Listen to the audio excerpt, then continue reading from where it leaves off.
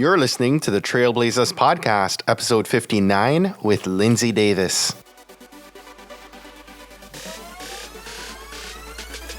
You're listening to the Trailblazers Podcast, where we will explore the stories of successful Black professionals. Join us as we highlight the knowledge, resources, and tools of these accomplished trailblazers to help provide the know-how, confidence, and motivation you need to blaze your trail. And now, here's your host, Stephen Hart.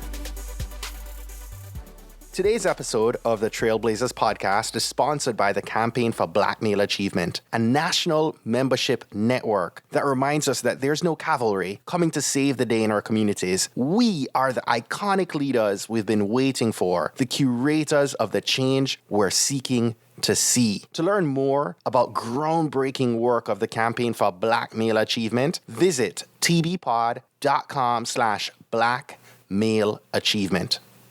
Hello and welcome back to another amazing episode of the Trailblazers Podcast. It's our first episode of March, and this month we're going to be doing our part to celebrate Women's History Month by highlighting the journey and some of the stories of amazing Black women who are blazing their trails right now. And we're going to kick things off in a big way today. We've got Linsey Davis on the podcast for today's conversation. So Linsey Davis is a correspondent for ABC News, and she files reports for World News, Good Morning America, 2020, and Nightline, and she's covered some major news stories around the globe for ABC over the past decade and has received several honors for her reporting, including 2 Emmy Awards. So let's go ahead and get set to dive in and hear from today's featured trailblazer, Linsey Davis. Hope you enjoy.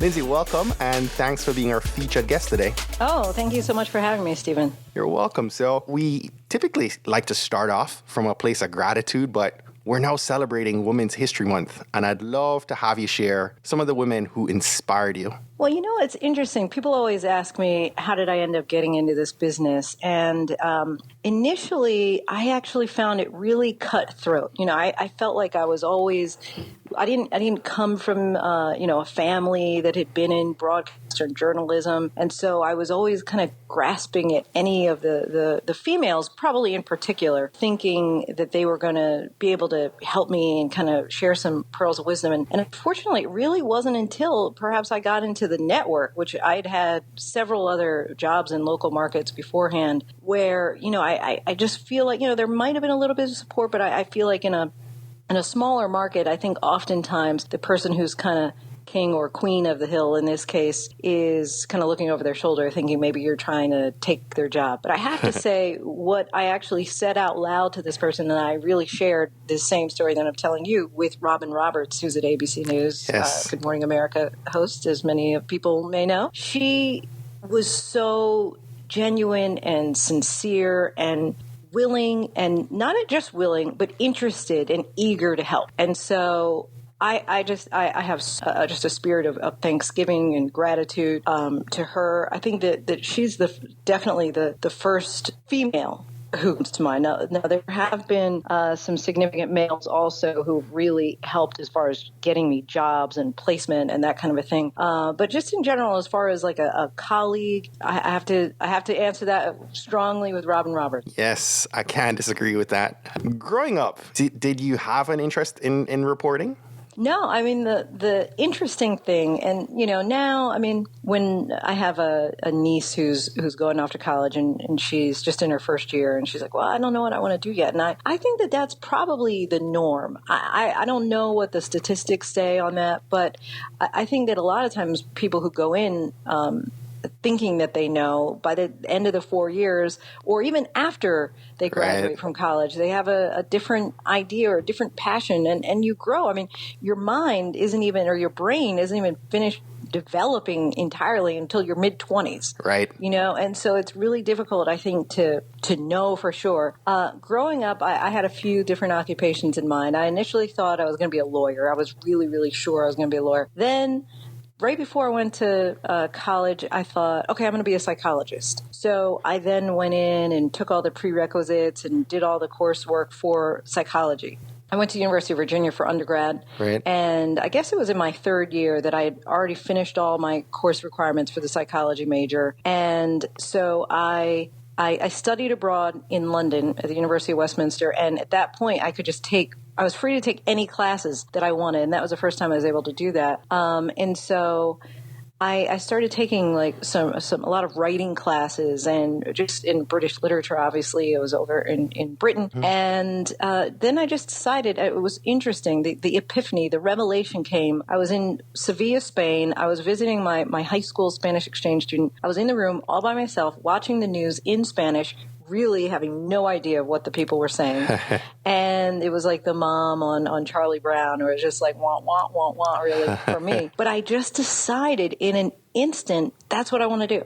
Really? That's what I want to do. Wow. And this is a sidebar really to this question, but that is my greatest advice to people. Whatever you decide, whatever you put your mind to, go for it, and that's really what I did, because by the time I got back to University of Virginia, I was then going into my senior year. UVA didn't have a communications program at the time, and I knew that I didn't want to have to change colleges in the midstream or not graduate on time, and so I just went ahead and graduated my psychology major, and then I went right into grad school to be able to get a master's in communications. Now, you do not need to get a master's in order to go into journalism by any means, but because at the time, and I think it holds pretty true now, in order to get an internship, you had to be able to get college credit. Right. So because I hadn't gotten the internships, because I was a psychology major at the time, I needed basically to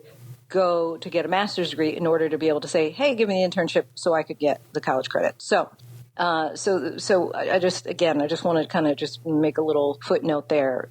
Really, where you decide, listen, this is what I want to do, I think it's just a matter of taking a lockstep approach. And basically that's what I did. I decided, okay, this is what I want to do. And then it was just a matter of like the steps now. So what do I need to do in order to get that? And I don't know what it was that made me so sure in that moment, but that was it. And so I guess I was probably about 21 where I really decided, it was for the first time, but then I really was firm that I wanted to be a journalist. Wow. I'm curious, what's the difference between a reporter and a news correspondent? A lot of people might use it interchangeably once you get to the network level. But prior to, when you're in local news, you're a reporter. Just as a rule of thumb, when you're local news, you're a reporter. When you get to the network, you're a network correspondent, or you would call yourself a correspondent. But again, it really is interchangeable when you're at the network level. Some people might call you a reporter. The main distinction is between being an anchor and being a reporter. Or the anchor, obviously, is the person that stays inside at the desk. Right. And the reporter, is on the street, out in the elements, right. and just focused on that one story of the day. Yes. What's unique about the way that you approach and prepare for a big interview? Mm-hmm. Well, at this point now, we do have a research department who will kind of send you an email that has all the stories that you that maybe have been relevant to the person or the issue that you're about to cover. Mm-hmm. And so I normally print them all out. So I'm really bad wasting paper in that way, but I do tend to use that paper for my notes to write notes on later. But I print out like this stack, maybe 2 days or so before an interview, a really big interview. And I go through with a yellow highlighter. So I'm still very kind of like old fashioned about it. Just for some reason, just reading off a computer screen, it's not the same for me. I like to kind of feel the pages and really kind of make notes and write in the margins and all of that. Right. And so I really, it's just a matter of doing a lot of reading on whatever is out there about the person. And especially if there's a particular direction that we want to go, I just I do a search on my own, really primarily just with the internet on the person or issue. Or if it's a person who's recently written a book or a book has been written about them, then I'm definitely going to read the book as well. Yes. I know you've covered some really interesting stories, but what's been one of the most challenging experiences you've had as a correspondent? What did you end up learning from it? Well, the most recent challenge, which was probably the biggest challenge that I've ever faced, was it actually came in November, and I was called to go to, I think it was South Carolina, for a really heinous story. And I'll spare you the details, but at any rate, I was working with a new producer. She'd never done any live shots for the network, and some reason she ended up and we were at the crime scene, but the producer basically goes ahead of time, and the correspondent normally comes later and just kind of does their spiel on camera and then leaves. We kind of travel separately. And the producer sets up the crew and all of that, and the lighting and everything. Right. And unbeknownst to me, at the time, the producer had asked a sheriff deputy for crime scene tape so that it would be clear that there was crime, that we were in front of a crime scene. Right. But I guess there were some sections where the police had actually put up crime scene tape, but then it was a 100-acre crime scene, and there was a chain link fence going around the majority of this crime scene, this wooded area. And so, but she asked the police officer to put up this crime scene tape. And by the time I got there, this crime scene tape was up. I never noticed that it had been placed by someone who was not the police. So I stood and I did my report in front of the crime scene tape, and I left. I did an interview actually with the sheriff, who also had no idea that this crime scene tape had been put up. And I left, and I landed in New York, and it wasn't until then that someone from ABC, asked me, like, hey, who put up that crime scene tape? And I was just clueless as to, what they were mentioning. And so it came to pass that it became a really big and troublesome news story, because it was, especially now, in the days of fake news, right? That there is, it was an idea that, like, maybe I was involved in this conspiracy to stage a crime scene, and that just simply wasn't the case. But the producer was, obviously nameless and faceless, and ABC had kind of issued a statement just saying, hey, we took the producer immediately out of the field when we found out about this. And while there was, no repercussions for me, my name and face with it, were right? all over this. And so, unfortunately now, that is something that is kind of like following me at this point in my career. But so I think the lesson for me is, when I look back at that particular instant, but I think that there, I could find countless others, and something that we're all guilty of is just spending too much time on our phones and looking at this little device rather than looking around us, right? Right. And so I kind of think now, if I just had been more observant, if I just paid attention to the surroundings, right, I would have noticed that this was something was up and not right. And so I think that is just my own lesson is just be alert and pay attention. Right. Have you found yourself being a little bit more attentive now? For sure. 100%. Yeah. A colleague of mine joked and said, if there are people in your live shot, I bet you're turning around asking them for their driver's license, Yes, I 100%, I am paying attention at this point. I'm sure you are. Flip the script. What's been one of the most inspiring people or stories that you've had to cover that confirm for you that this is really something that you're happy doing? Right. Right. Yeah. I mean, there have been so many, but I'll say at least early on, right? Because that, I guess, kind of sets the tone for when you're a young person and you think, right, oh, am I doing the right thing? And so this one, my first job, because I kind of, as many people do, you start in a small market and you work your way up. So I started out in Syracuse, New York. Then I went to Flint, Michigan, then Indianapolis, then came to the network in New York. But my second job, which was in Flint, Michigan, there was this incredible story of, you tend to not know when you've donated an organ, who gets the organ, right? It's right, kind of like you make an agreement, and probably with HIPAA and all that kind of stuff. Can't really tell you. But I think that there's a way you can sign some forms or paperwork to say, hey, you don't mind if the person actually knows and whatever. So there was a young boy, and he happened to be a white male, and I'm just going to make race relevant for a moment, but he was a little boy, and he was an avid ice skater. And he think he had some kind of, obviously health issue, but I don't know if it was asthma or what it was related to, but he passed away at a very young age, and his parents donated his organs. And there was this much older Black woman who needed lungs. And so it turns out that they were a match. And I mean, they were probably maybe 50 years apart. And Wow. He was this young white male, and she was this older Black woman. And she was a singer.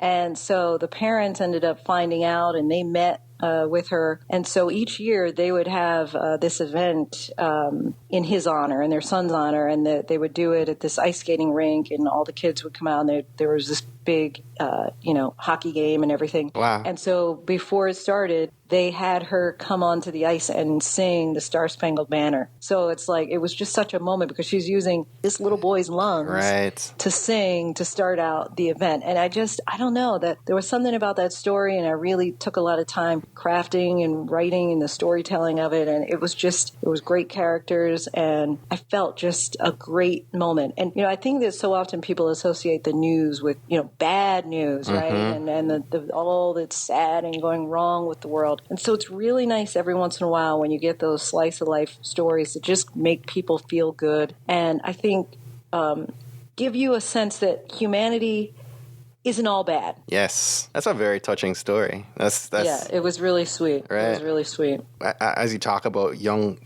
people, right? What's something young Black women could begin to do to build confidence around speaking publicly? Well, I would say, for me, it started out in the church. And I think that is very much like deeply rooted in the Black experience often, right? Is the Black church. And I 100%, I have a 3-year-old little boy right now. I mean, so I don't even think that it's a female thing. I think for males and females, this is something that I've been trying to find a home church anyway. But now that I have a son, it's become even more important for a number of reasons. Yes. But I might even say a little part of that reason is because when I grew up, it was called a YPD, Young People's Division. And we would every whatever Sunday of the month, it was up to the kids to run the service, basically. I mean, we did everything but preach. And, so you'd speak and do the welcome of visitors, or you'd speak and do the affirmation of faith, or do the announcements. And I think that we can't downplay the significance and importance of those moments. Yes. That was my first time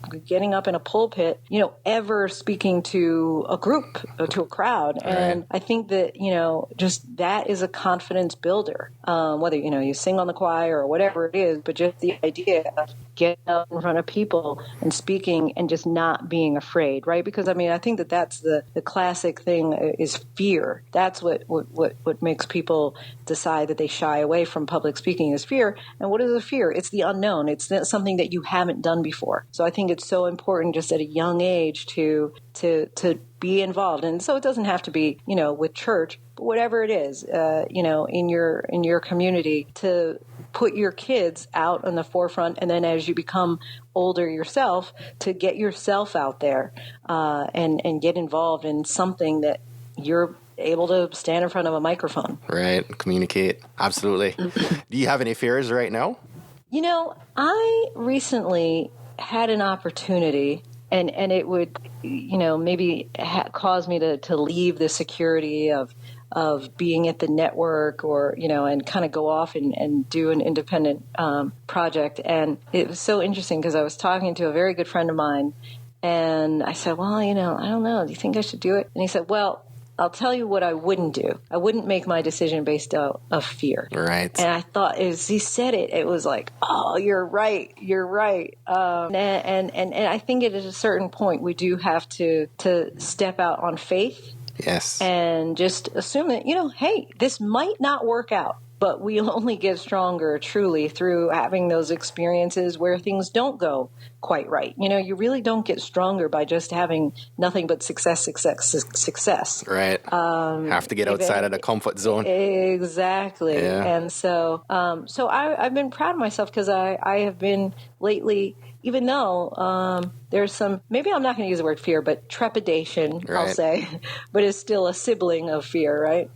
But I have been taking those steps to say, okay, I not only might I do this, but I can do this. Yes. And so I think that's the number one thing, too. We have to convince ourselves that we're capable of it. Maybe it's not for today that we're going to come out and just like knock it out of the box, but we're going to work until we can. Right. And we're going to get there. And keep challenging ourselves, right? To not get stuck in that box. Right. It's like, I'm going to make a silly analogy, but my husband had just taken our son skiing recently, and he was saying, I didn't fall down the whole day. That's what my husband was saying. He was so proud of himself. I said, but if you don't fall down, you haven't challenged yourself. If you didn't fall down, that means you just didn't push enough. Right. And he was looking at me like I'm crazy, but that's kind of how I live life. I don't know if I'm taking my 3-year-old skiing anytime soon. I have a little guy who's turning 3 this summer, and a daughter that's turning 7. So, but that speaks to exactly what we're talking about, because fear is learned. Yes. Okay. And so true. So my son, who's about to be 3, has no fear. He doesn't realize that skiing is something that maybe he should be afraid of. Right. So he just goes because that's what he just sees people doing. So he's just doing it. So if he keeps growing up doing that, and that just becomes the routine, then it's, he's good. Yes. So true. We talked about the element of fake news just a minute ago. How are you handling your internal emotions with the new administration and this approach towards the media? Well, it's frustrating. It's frustrating because it creates an environment of distrust. Mm-hmm. And whenever you have that, now, I think that you do have to be wary. I mean, all of us do have to look at any news organization and say, are they telling the truth? Is there a slant here? Is there a filter? Mm-hmm. I think that that's healthy to have a dose of skepticism, okay? But I don't think it's right when stories are clearly true and someone gives it the label of, that's fake, just because they don't like it. It doesn't go along. If it doesn't go along with a certain agenda, then it's fake. Mm-hmm. And then there is an element. There's likely a large portion of the population that says, "Oh yeah, that's right. You can't trust the media." And so when the media really is trying to bring forth and shed some light and some truth, that there becomes this extra obstacle, burden, whatever you want to call it, to try to bring that forth. And, it could end up being like there's almost a censorship that comes along with that if things become less transparent. Mm-hmm. And someone is justifying why things have to be a little bit hidden from the media because you can't trust the media, and then there's you lose some transparency there. So I think it's really dangerous where we are right now, and it'll be interesting to see, if we're able to move past this idea of fake news, because it does certainly make our jobs more difficult. And I think that it makes the public less informed in the long run. Yes. Let's flip from that and keep it to the positive. How does your work support or not support your relationships with your son and your husband? I think that what I have, from my own experience, it was good that when I first started in the industry, which is about 17 years ago now, that I was single and willing to go anywhere, do anything, and just, travel and sacrifice a lot of time. And as I kind of, developed a little bit more and put a few more years in on the grind, it has gotten more stable. Mm-hmm. And so that has really been helpful in that now that I have so much time behind me, not that I'm selective with assignments, but it affords you a little bit of an opportunity to not have to travel on a whim, Right. regularly at least. I mean, of course, when, the earthquake happens in Haiti and nobody's expecting that and you end up going and you're there for, a week or 10 days or more, those things happen. Right. Of course, but I don't have to do all of the different events that happen in between. But it certainly is a challenge because our schedules are unpredictable. And, the news is something that you just never know when something unexpected is going to happen, tragic or otherwise. And somebody has to be there. Yes. So, while my son is just, turning 3 now, he just says, "Oh, mommy, go to work, mommy, go to ABC, and he wants to come with me when he can. And when I can, bring him at least to the office, I do. And he kind of gets an idea of basic, minimal idea that I at least show up on the TV every once in a while. But he knows that I have to travel every once in a while, at least that I'm not, home every single night. But, Right. We'll see how that goes as he gets older. Yes. Linsey, why is it important for you to give back? Well, when I was working in Michigan, my second job, because again, at that point I was low man on the totem pole, so I had to work every holiday and never make it home for the holidays. But there was one Christmas that I was out working, and one of the stories that I had to cover was this shelter that was giving out used coats and hot chocolate.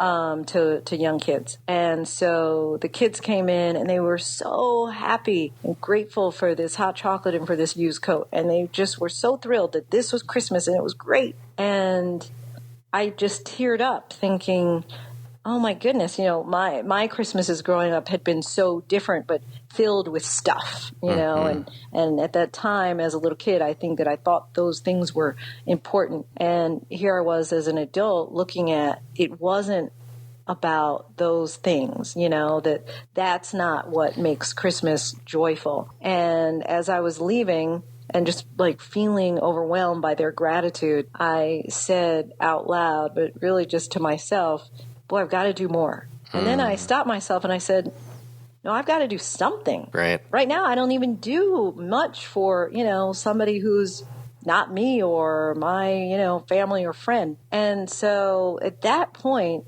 I started joining boards, and I started, now I have a charity event that I do with a church here in Harlem to give out gifts and food for the holidays. So I'm doing the same thing that I observed happen about 15 years ago now myself. And I just think that when, I don't want to make it too cliche and say, to whom much is given, much is required. But I do think that it is that simple, and that when you feel like you've been blessed, you want to bless other people. You want to be a blessing to other people. And God has been just beyond my wildest dreams good. Yes. And so I just think that it's just on a religious, on a spiritual level, I think when your cup is overflowing, you want to pour into other people, and you want, I feel naturally, to give and do better.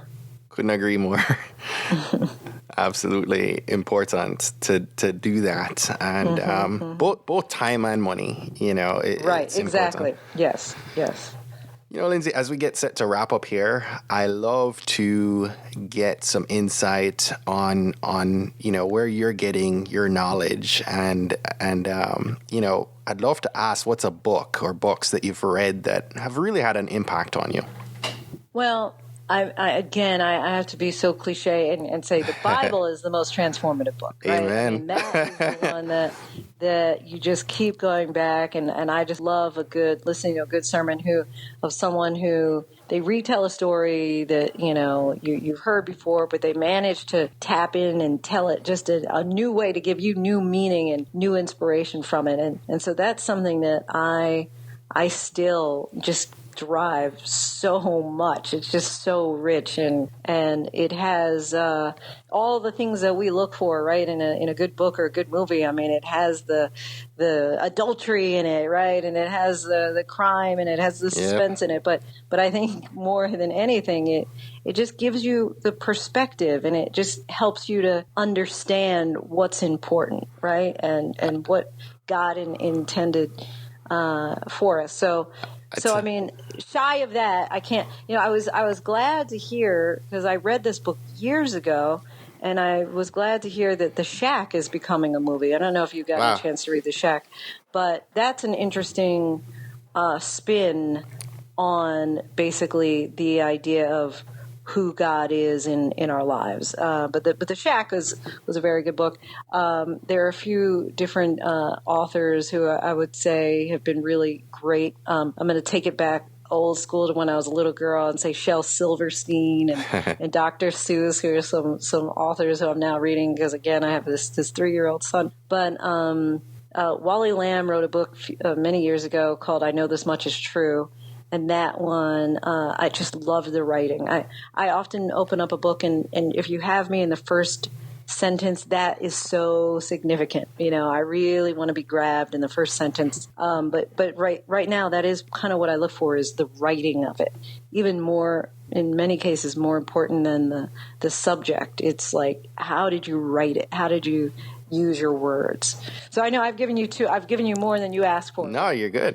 As you talk, the Bible is the short answer. I tell you what, as you talk about the Bible and all these different stories, I've been giving thought, because oftentimes we'll read a picture Bible with my 6-year-old, but even the picture Bible is a really difficult read of the Old Testament when you're getting through some of these stories that still haven't toned down too much, and it's like and I'm getting some questions that are pretty difficult to respond to. I mean, going back to like Cain and Abel, it's like, well, what? He killed his brother. Exactly. I mean, it's like, and it comes out, so it's some tough questions that come back at you from a 6-year-old. Yeah, I have to get some tips from you on that. Yeah, I've been telling some of the authors that, I know that right to, different spiritual topics. I'm like, look, there's a need here for you to figure out how you can relay this message, still keep it, whole, but tone it down for, a kid somehow. But I'll have one for your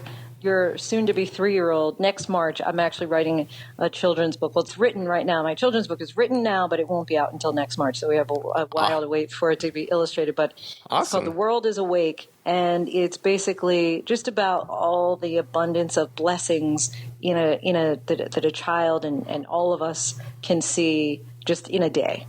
Ooh, so stand by. Absolutely. I'm excited to hear when that definitely comes to. What's an app, software, or tool that you use every day and you just can't live without it? Probably the ones that I use the most, I mean, the Bible app, and then it's funny because I don't tweet a lot, but I go on Twitter probably every day.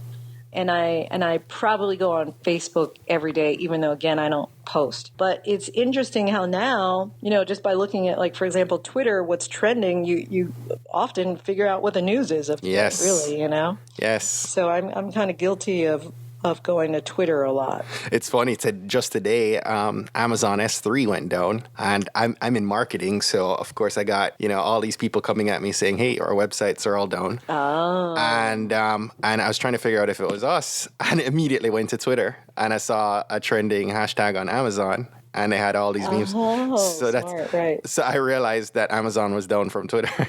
That was a good way. That was a good place to go to find out for sure. Have you found that you have to be on your game with social media being a correspondent? Yes. I mean, I feel like even when I'm on vacation, I can't stop looking, and I feel like, oh, should I be tweeting about that? I'm really not good with social media as far as, like, again, putting messages out, but I do. I consume it a lot. Yeah. Got it. And I feel like I don't want to miss out on something, and everything is happening so fast, now with social media. But yeah.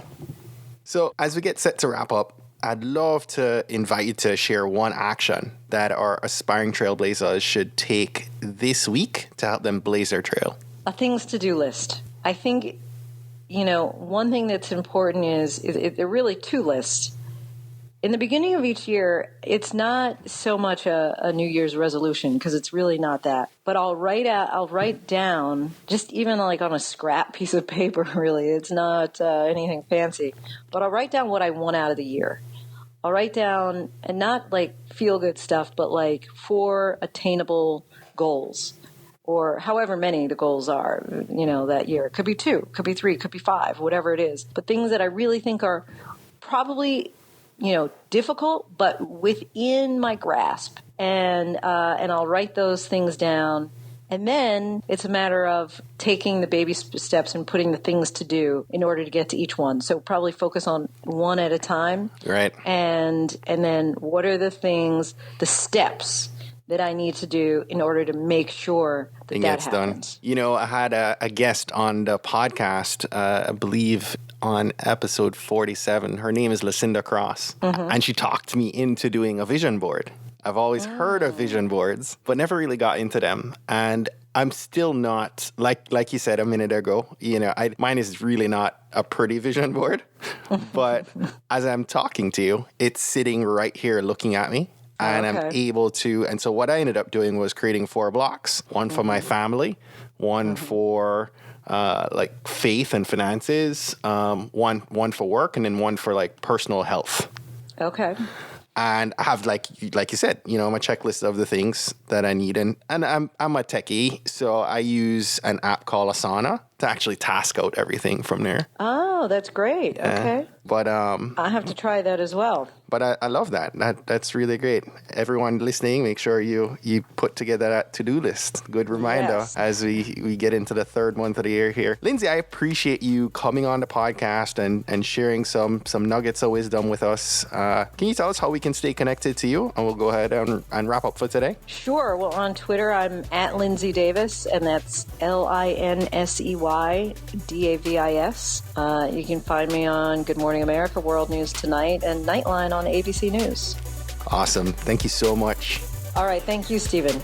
Well, that's it for today. Thanks again for listening to this episode of the Trailblazers podcast. I'll be posting links to all of today's book recommendations and links mentioned on our show notes page at tbpod.com. If today was your first time listening to the Trailblazers podcast, I just want to extend a warm Trailblazers welcome to you. We're so happy to have you here, and we encourage you to go ahead and hit that subscribe button in your favorite podcast app. Go ahead and browse through some of our past episodes to keep the knowledge flowing. If you're a fan of the podcast and today's content, and you're maybe already subscribed to the podcast, please continue to share and invite your friends, your family, your colleagues to listen to an episode that you think might impact them most. We believe that someone listening to these inspiring stories will be moved to make significant changes that will have generational impact for many others, both now and well into the future. Don't miss next week's episode. New episodes are released each and every Monday by about 5 a.m. Eastern. Trailblazers, jump off this podcast today. Go find a way to rise above, go way beyond, and keep blazing your trail. Cheers.